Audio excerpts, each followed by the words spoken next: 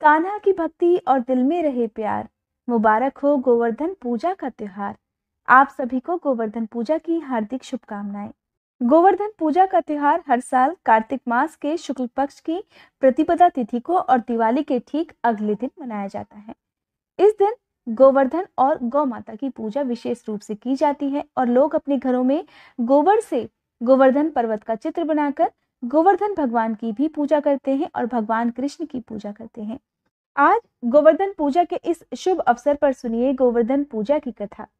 पौराणिक कथा के अनुसार कहा जाता है कि एक बार अपने बचपन में नटखट कान्हा जी जब ग्वाल वालों के साथ खेल कर घर आए, तब मैया यशोदा घर में तरह तरह के पकवान बना रही थी। कन्हैया ने अपनी मैया से पूछा, मैया आज घर में इतने तरह तरह के पकवान क्यों बन रहे हैं? मुझे भी खाना है। इस पर यशोदा मैया ने कहा कि ये पकवान तो स्वर्ग के देवता इंद्र के लिए हैं। पहले उन्हें भोग लगाया जाएगा, तभी तुम्हें खाने को मिलेगा और बाकी लोगों को भी खिलाया जाएगा। नहीं तो इंद्र देवता नाराज हो जाएंगे और फिर बारिश भी नहीं होगी। जब बारिश ही नहीं होगी तो सारी जमीन भी बंजर हो जाएगी, जिससे मुझे, तुम्हें और बाकी सब लोगों को अनाज भी नहीं मिलेगा। मैया यशोदा की बात सुनकर छोटे से कन्हैया ने अपनी माँ से पूछा, मैया एक बात बताइए, क्या कभी आपने इंद्र देवता को देखा है? इस पर मैया कहने लगी, नहीं कान्हा, मैंने तो नहीं देखा, लेकिन हाँ, उनकी वजह से ही ब्रज में हरियाली है और वही वर्षा करते हैं। इसीलिए तो आज सभी ब्रजवासी अपने अपने घरों में पकवान बना रहे हैं। मैया की बात सुनकर कान्हा ने कहा, माँ, इस बार आप मेरे भगवान की पूजा करना, जो कि आपको दिखाई भी देगा और आपसे पकवान भी मांगकर खाएगा। अब कन्हैया ने अपनी ये बात जाकर नंद बाबा और ब्रज के सभी लोगों के सामने रखी। कन्हैया की बात सुनकर सभी ब्रजवासी और नंद बाबा कहने लगे कि हम तो कई वर्षों से देवराज इंद्र की ही पूजा करते आ रहे हैं और इस बार हम कृष्ण के देवता की पूजा करेंगे। इस बार हम सब वही करेंगे जो कि कान्हा कहते हैं, जिससे खुश होकर और अधिक वर्षा हो। अब कान्हा सभी ब्रजवासियों को लेकर गिरिराज पर्वत यानी कि गोवर्धन पर्वत के सामने खड़े हो गए और वहां पहुंचकर सभी ने कान्हा से उनके देवता के बारे में पूछा। तभी कान्हा ने जोर से आवाज लगाई और कहा, हे गोवर्धन नाथ, सभी ब्रजवासी आपको भोग लगाने के लिए पकवान और तरह तरह के व्यंजन लाए हैं। तभी गोवर्धन पर्वत में से श्री गोवर्धन नाथ जी ने देवता के रूप में सभी को दर्शन दिए और सभी से पकवान मांगकर खाया। अपने हाथों से गोवर्धन महाराज को भोग लगाकर सभी ब्रजवासी तो धन्य हो गए, वे सब प्रसन्न थे। लेकिन जब ये बात इंद्र देवता को पता चली तो वो बहुत नाराज हो गए। देवराज इंद्र ने कहा, एक छोटे से बालक के कहने पर सभी ब्रजवासियों ने आज मेरी पूजा नहीं की और एक पर्वत की पूजा की है। और इस प्रकार क्रोध में आकर देवराज इंद्र ने ब्रज में मूसलाधार बारिश शुरू कर दी। चारों तरफ जल ही जल था, जिससे डरकर ब्रजवासी कान्हा के पास पहुंच गए और कहने लगे, कान्हा, अब तो तुम ही हमारी रक्षा करो, क्योंकि तुम्हारे कहने पर ही हमने इंद्र देवता की पूजा नहीं की थी। तब कान्हा ने सभी को गोवर्धन पर्वत पर चलने के लिए कहा। अब सभी ब्रजवासी और यहाँ तक कि गाय और उनके बछड़े भी सब गोवर्धन पर्वत पर जाकर इकट्ठा हो गए। चारों तरफ केवल जल ही जल दिखाई दे रहा था। सभी ब्रजवासी भयभीत थे।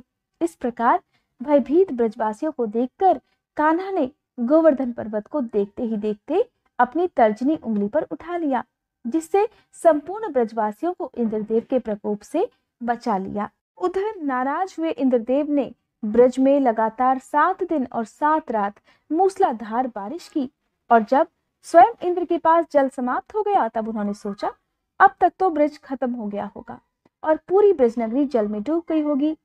ये सब देखने के लिए जब इंद्रदेव ब्रजभूमि पर आए तो देखा ब्रज में तो कहीं से कहीं तक प्रलय का कोई निशान ही नजर नहीं आया और यहाँ तक कि ब्रज में तो धूल मिट्टी उड़ रही है। ये सब देखकर इंद्रदेव बड़े हैरान रह गए। थोड़ी ही देर में उन्होंने देखा कि कृष्ण ने विशालकाय गिरिराज पर्वत को अपनी उंगली पर धारण किए हुए था। इस दृश्य को देखकर इंद्रदेव कृष्ण के पैरों में गिर गए। अब उन्हें मनाने के लिए कृष्ण को ऐरावत हाथी और अन्य कई वस्तुएं भेंट की, लेकिन कान्हा जी तो नहीं माने। अब इंद्रदेव ने नारद जी की सलाह पर सुरभि गाय उन्हें भेंट की और क्षमा मांगी। तब कहीं जाकर कान्हा ने अपनी उंगली पर धारण किए हुए गिरिराज पर्वत को वापस धरती पर स्थापित किया था। इस प्रकार कान्हा के अपनी तर्जनी उंगली पर गोवर्धन पर्वत धारण करने से सभी ब्रजवासियों के साथ साथ सभी पशु पक्षियों की भी रक्षा हो पाई थी। और यही कारण है कि गोवर्धन पूजा में गिरिराज के साथ साथ कृष्ण भगवान की भी पूजा का विधान है। गोवर्धन पूजा के दिन ही अन्नकूट भी बनाया जाता है। अन्नकूट की सब्जी का एक विशेष महत्व आज के दिन होता है। अन्नकूट दरअसल एक तरह का पकवान होता है जिसे अन्न और बहुत सारी सब्जियों को मिलाकर बनाया जाता है और इसी का भोग गोवर्धन पूजा के दिन कान्हा जी को लगाया जाता है। साथ ही गोवर्धन के दिन गोबर से देवता बनाए जाते हैं और इसके अलावा लोग आज के दिन अपने घर में जो भी पशु हैं, चाहे वो गाय हो बैल हो, उन्हें सजाते हैं, उनकी पूजा करते हैं। विधि विधान से पूजा करने के साथ ही कथा भी सुनी जाती है और सबसे आखिर में अन्नकूट का प्रसाद बांटा जाता है। ऐसी मान्यता है कि गोवर्धन पूजा के दिन गौ माता की विशेष पूजा की जानी चाहिए। गौ माता के सींग पर घी लगाकर और उनकी आरती उतारकर उन्हें गुड़ खिलाने से कहा जाता है कि भगवान कृष्ण के साथ साथ देवी लक्ष्मी भी प्रसन्न होती हैं। गोवर्धन पूजा के लिए या तो घर के बीचों बीच आंगन में आपको भगवान कृष्ण की, सभी गोपवासियों की और गोबर से गाय की और गोवर्धन पर्वत की जो आकृति बनाई जाती है आप अपने आंगन में बना सकते हैं या घर के मुख्य द्वार पर बना सकते हैं। एक दिन पहले अगर आप बनाएंगे तो गोवर्धन पूजा तक ये गोबर से जो आकृति आपने बनाई है वो सूख जाएगी, ताकि आपको पूजा करने में कोई भी दिक्कत नहीं आएगी। बहुत से लोग एक दिन पहले बनाते हैं और बहुत से लोग उसी दिन सुबह बनाते हैं, तो आपको जैसी भी सुविधा हो आप उसके अनुसार काम कर सकते हैं। अगर आपके पास कान्हा जी की मूर्ति है तो आप मूर्ति की पूजा करें, तस्वीर है तो आप तस्वीर की पूजा करें और साथ ही आज के दिन गोवर्धन पर्वत की परिक्रमा भी की जाती है। तो अगर आपके पास भगवान कृष्ण की मूर्ति है तो आप उसे अपनी गोद में उठाकर गोवर्धन पर्वत की 7 बार परिक्रमा कर सकते हैं। साथ ही गोवर्धन पर्वत और कान्हा जी को आज के दिन आप जो भी पकवान बनाएंगे शुद्ध सात्विक होना चाहिए। मिठाई का, फल का भोग लगा सकते हैं। आज के दिन देवराज इंद्र, वरुण, अग्नि और राजा बलि की भी पूजा करनी चाहिए। कान्हा को आज के दिन दही, शक्कर का, माखन, मिश्री का भोग आप लगा सकते हैं। कान्हा को तुलसी दल भी अर्पित कर सकते हैं। संभव हो तो ब्राह्मणों को भोजन कराकर उन्हें दान दक्षिणा देनी चाहिए। नहीं तो आज के दिन आप गौ माता की सेवा जरूर करें। हो सके तो गौ माता को हरा चारा खिलाएं, नहीं तो आप गौशाला में दान दक्षिणा भी दे सकते हैं।